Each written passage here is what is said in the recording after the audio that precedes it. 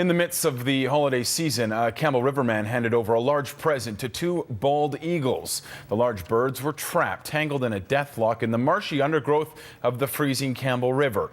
Cold, bloody, and locked together, it likely would have been the final scene for the pair.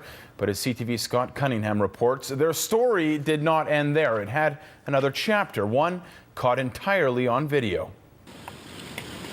An eagle spreads its wings. Then another takes flight. The end of a story, which for a time was being written in the style of a tragedy. One looked actually frozen, and the other one was making a noise.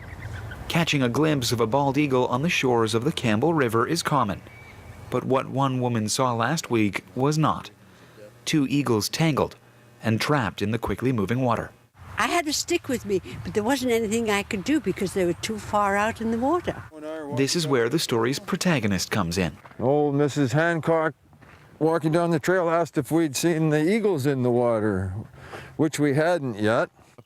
It wouldn't take Ed and his wife long to find the ailing birds and get involved in what would be a miraculous rescue. If you're there when something happens, a bird, person, whatever, it feels natural. It feels good to do something good, for sure.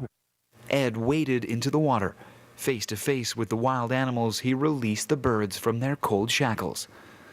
The couple had called the Mountain Air Avian Rescue Society.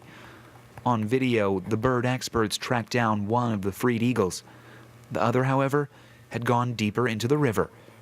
But nothing would stop Ed on his quest to save the feathered creatures. Got over to the bird and covered it up with his coat and put it between his legs in the canoe and brought it back over to the Mars people, and they took the birds to Comox.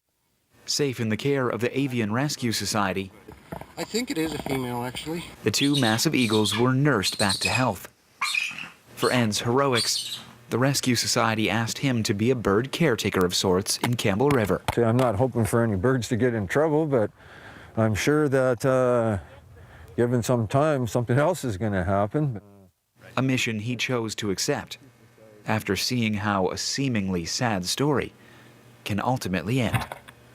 Scott Cunningham, CTV News, Campbell River.